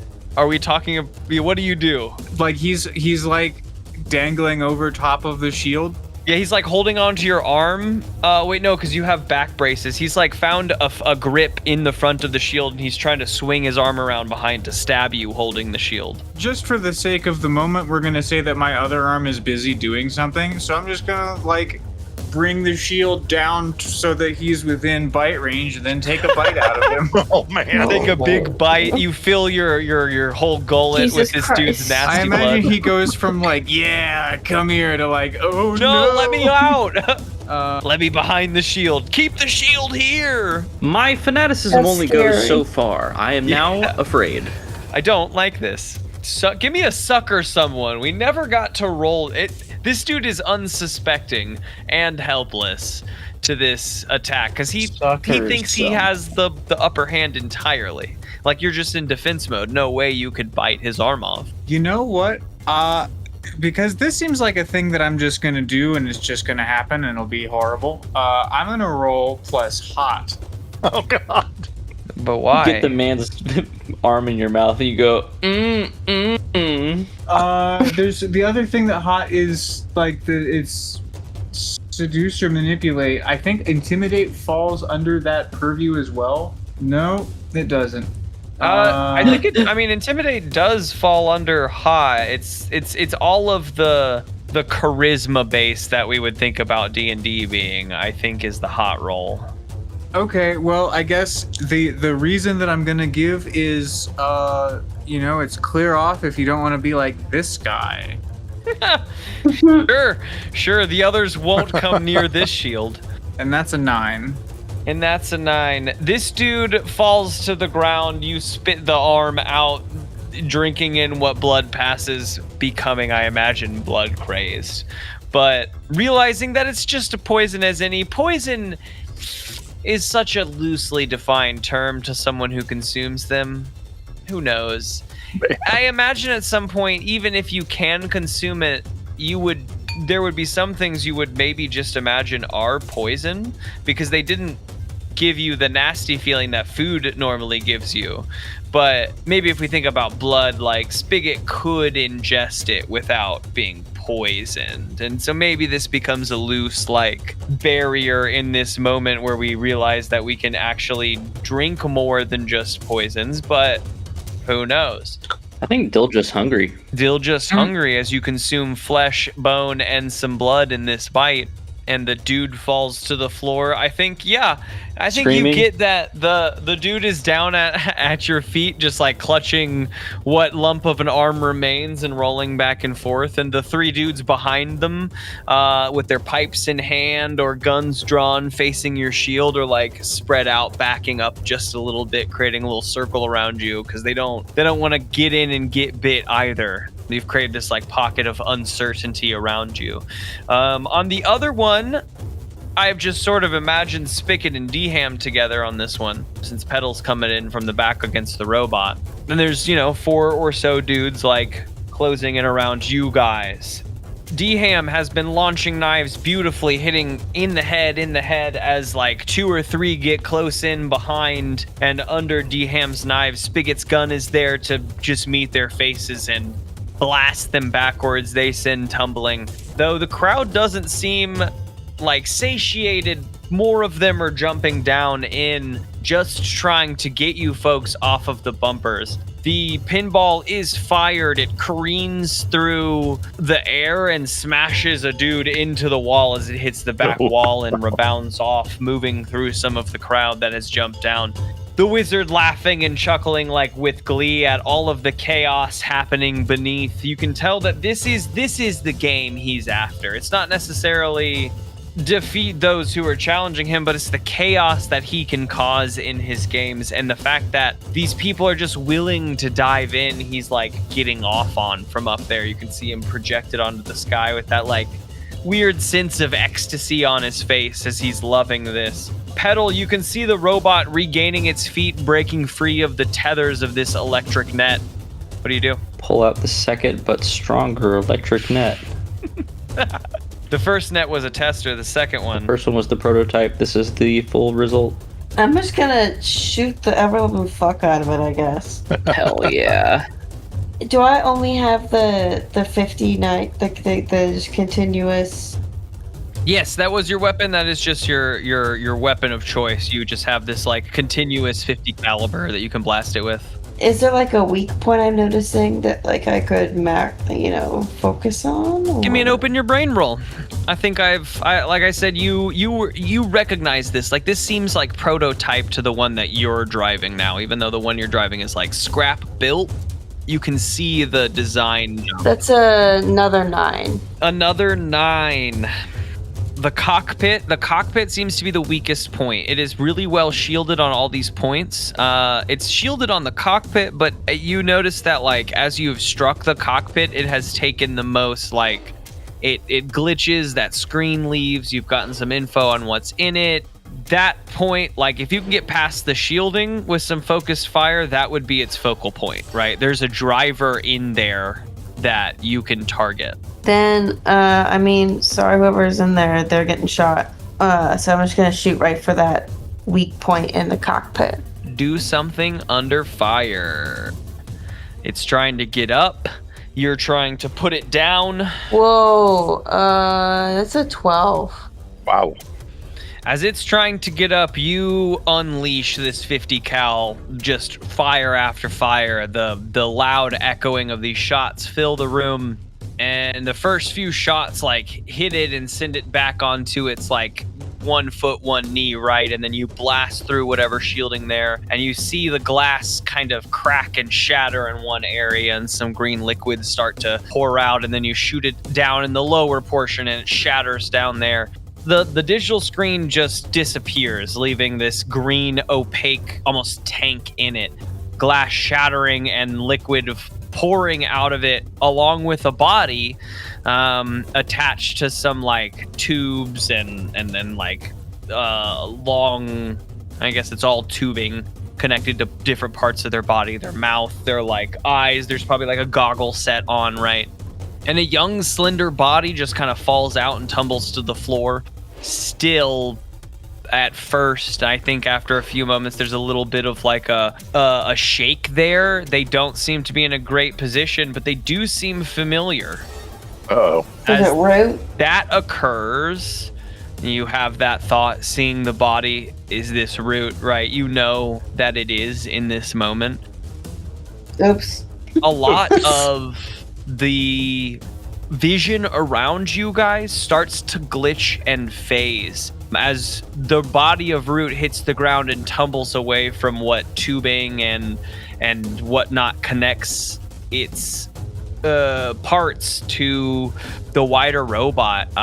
It like rolls away and the goggles fall off and fall to the side. The digital screen around you guys, around the playing field, starts to glitch and phase and have issues. Like it starts to give you that like glitchy error kind of phasing, and the wizard's face in between the glitches seems to scowl. But you notice for those of you looking up at this board and trying to get a control on it, notice a sense of fear or I don't know, like discontentment in that face as it phases out. And you folks are left in this broken down concrete, almost circular stadium, this little circular area. There's two tiers of what would be standing space. You're like in a little courtyard, in a central circular courtyard. Concrete, what seems built into this old mall, but is all like crumbling down around you. Crazed, thin and gangly people fight wildly at just like dug holes in the ground. The psychic shimmer over the top of this situation seems to be fading away now that Root has been disconnected from this robot. But as you like look around, crumbling tower in the center of one of these walls doesn't seem like it can actually move so much. You folks find yourselves in this old decrepit like courtyard of the mall. We made some jokes about the courtyard being the baseball arena for the mall, but that like would be where you find yourselves. In the food court, when we saw the escalators leading down like MC Escher style around this courtyard, this is like that quote unquote courtyard we were kind of seeing in all the psychic things. Now that Root is disconnected, this like digital psychic barrier you have found yourselves in seems to be fading out, and in the center, suspended from what little ceiling remains, is this thrown together, scrappily built chugging machine. All of the people around you are looking around kind of wildly from both of their tiers, and start to go into this craze kind of scream, like we've broken their connection to reality. They start to panic and rip at the concrete around themselves, and some of them are straight up just banging their heads into the piece that they get. Others are like breaking down walls and hucking them at another group across the thing. A few are coming together and starting to crazily come at your group in front of these dug holes in the courtyard. A few are going towards the tower and starting to like try to rip out pieces of the tower. You hear a voice from above the tower try to shout above the din, but with all of the screaming and like upsetted moaning around, you're having trouble hearing what's being said. You catch the glints, the like little freckles of like, no, or no, get them! But no one seems to be listening to this voice that exists above the tower. There's chaos all around. Pollen is just trying to protect Twiggy from, maybe from a few people. She shoves a dude back. He tumbles. He's like moaning and screaming and clawing at the air. Does anyone have an action in this chaos? We win. Knife. Yeah. Petal, can your robot jump? Probably. Because how do you I was thinking about shooting that machine a bunch. Yeah, I was thinking about you jumping up and grabbing that machine. Yeah, Dham will spend his time defending the group. Isn't the engine Don't we need something in Well, there? I think there are parts to the water bearer machine, but I haven't verified that those are in there. But that was my next thought. That's why I kind of want her to grab it and pull it down versus destroying it. Because what if that's where my machine parts are? She fucking lights it up like this. Yeah. No. Fine. A piece of the metal falls down and it says water chip as it's obliterated by 50 cal fire. Yeah. I mean, it would make sense that my robot could at least do kind of a jump. And how high can it be anyways? I bet it can jump higher than a house. I mentioned the access to some sort of jet-like booster. I imagine that I think Petal has played these games with the idea to beat them one day, right? Or not just playing the games to play the game, we need to escape with our group. So you've probably put jet boosters in here in order to be able to do those high jumps when needed. I don't see why not. Okay, I rolled a 9. I don't know what that would be plus, but agility, I guess. Yeah. Plus 2, so 11. 11. There's no choice then. Petal... Spicket points up and says, what about the engine above? And Petal, aiming her gun, decides not to just rip it in half with the Gatling gun fire, but instead leaps up there and just sections the middle chunk out of the ceiling and pulls down. Lots of little electric fire happening. Whatever digital glitch may have still been occurring around the field to project any sort of scenery immediately shuts the moment the machine is removed from its middle routing. And I think with an 11 you land safely too, with a big crunch and a heavy like you jumped down from a high thing with a 20-pound box. Like you get a oof, right? But you hold your position with this machine in hand. There's a bunch of extra bits coming off of this. But I think in the moment, having removed the engine spigot, you can see parts of the engine you're looking for, bound in by various machinery in the big chunk that Petal has removed from the ceiling. The crowd as a whole is going absolutely bonkers. It's just sort of all chaos on the field. Like ants, they're climbing down the walls towards your group or up the tower towards the wizard. Like they're not, it's sort of I don't know. There's no one left right to the safety. It's just crowd is totally barreling over everything. At the moment, I think at most your team is sort of hemmed in by this crazed crowd.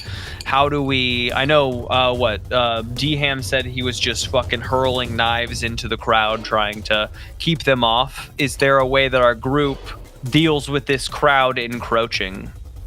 Much like the bully, in which there was a moment in which we could have spoken, we shut off the wizard's communique with the group, and now he's being raided upon. So there's not much of you've got me, haha, you beat me, because you just turned off the TV, so he couldn't say anything, and now he's getting gotsed upon. You can hear some screams and of protest from up the tower, but I don't think that besides the "no, get them," you can hear from actual in-person yelling from way up there.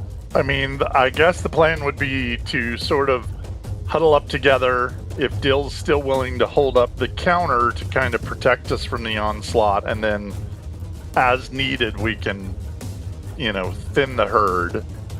I don't know if you've got the dexterity to pick up root, or whether we need to try and get to root, or whether it's too late for root. Yeah, and what happened to Branch? Is Branch also dead? Branch is still hanging in the air.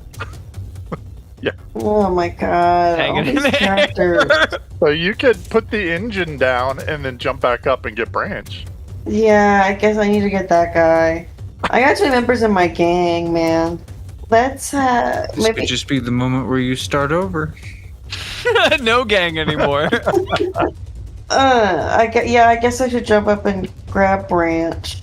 If someone else at least see If it. someone can hold the engine for me.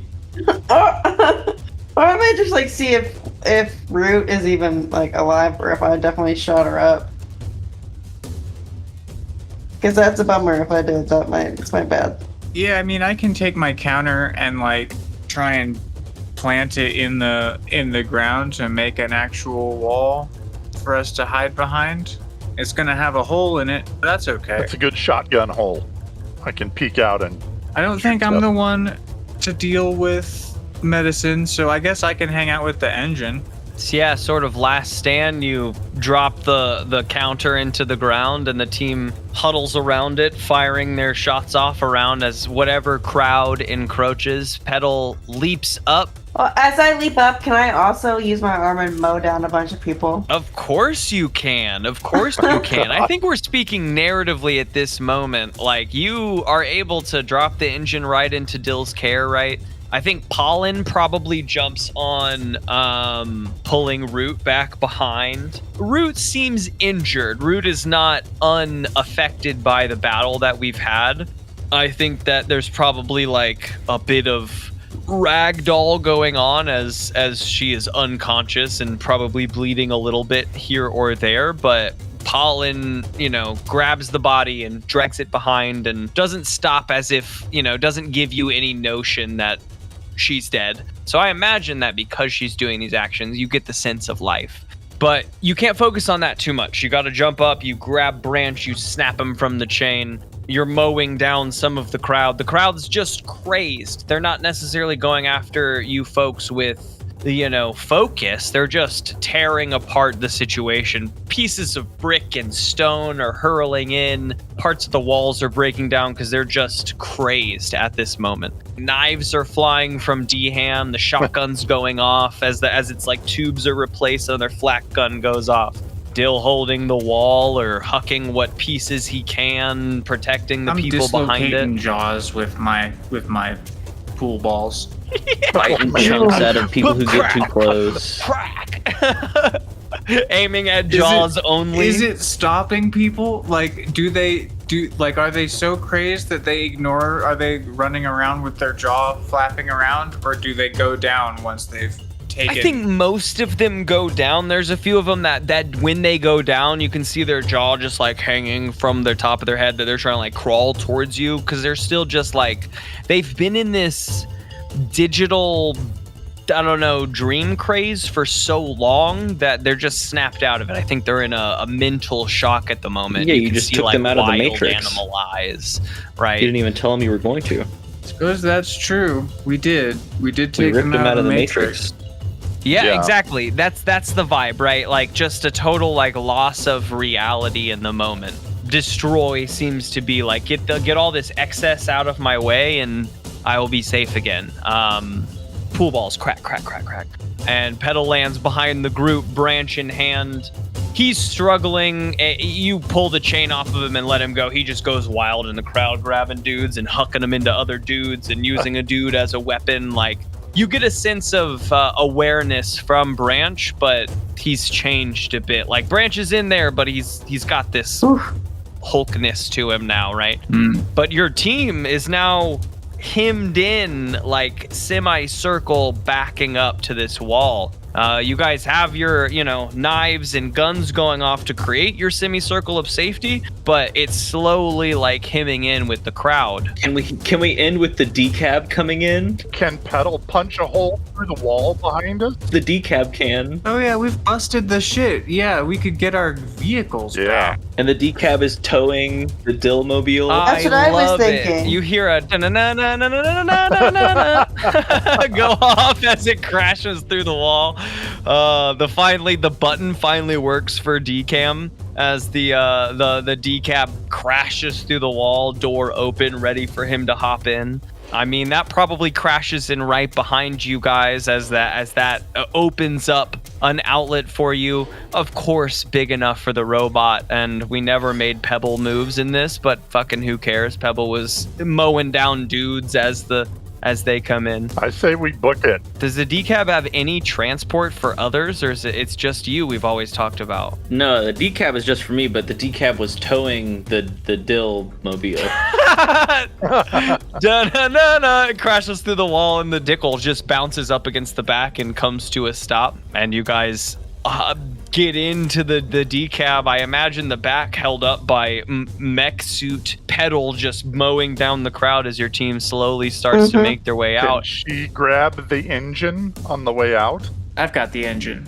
Oh, Dill's got the And engine. Okay. a big magnet comes out of the decab and sucks up Murderbot. Two gets sucked right back into the magnet. Yeah, the team shores up into onto the decab or into the Dickelmobile as the cars back up slowly and angle out and start their line just right back out of the hole that the decab has created in this wall and into, for the first time in a while, sunlight, which is forever existent but you guys haven't felt in a while, and into the sunlit, blasted wastelands around the mall. And for the first time, quiet and a little bit of safety. You can hear the steps of the robot Petals in running behind the cars, be able to keep up. She's got the speed of a car, so why wouldn't she be able to keep up? And by the time her charge reaches a limit where she has to slow down, you're far enough. You can see the Greenbrook Mall on the horizon behind you, smoke coming up from, the first time, the actual mall itself. No longer a black dome on the horizon. That black dome gone. Just the decrepit remains of the Greenbrook Mall, smoking actively in the moment as you guys find yourselves here and in the quiet wastelands once again.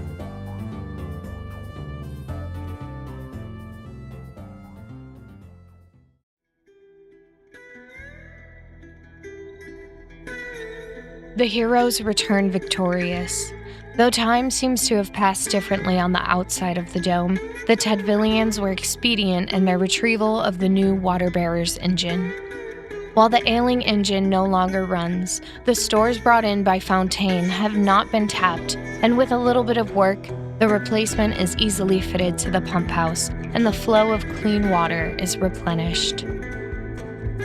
In the preceding weeks, the streets of Tedville are awash with new faces, the dehomed members of the Wizard's strange cult.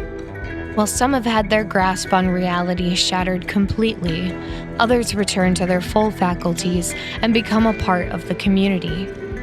Some join Dill in the junkyard, and utilizing the extra hands, the other one gets to work building something under tarp and behind closed doors.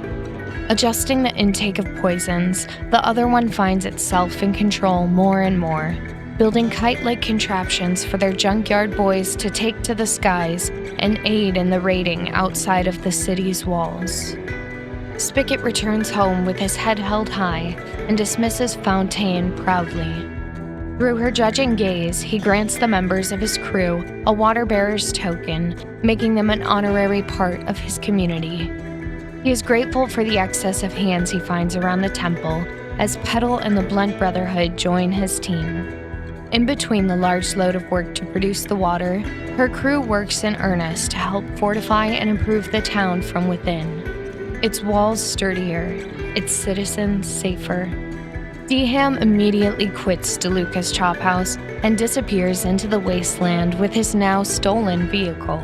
As the weeks go by, strange flyers begin to make their way back to town. Flyers for a unique experience. A multi-course menu celebrating the many flavors and textures of lemon Pfeiffer at the new Orange Julius right outside of town. He and his permanent employee of the month, Farmbot, run the best restaurant this side of the apocalypse. And with that, our story draws to a close. A town rescued from the brink of collapse, a community strengthened. This season was produced and GM'd by M. Williams, featuring Lawrence Jennings as Deluca's Chophouse answering machine, Theodore Stringer as Dill, Grace Stringer as Petal, and Mike Harrison as Spicket. Music composed for this season by Chris Rogich. Additional voiceovers by McKenna Lynch. That's all for this edition of WPR. I'm Q. See you next time.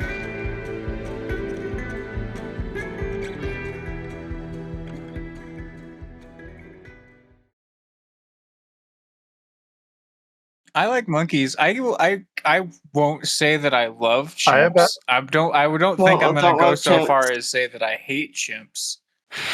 As yes, But I've as never well. really I spent wish a lot of respect for time their with them. power. That might This change podcast if is I had to, neutral like, on share a room with chimpanzees. one. chimps are up there in like they're like my like up there in like top 8 animals I don't want to be trapped in a room with. They really are. Yeah, I don't want to be trapped in a room with one, but I do love them. Just, from afar. I like knowing that they exist. I like seeing video of them. Yeah, if it wasn't for them, where would I be?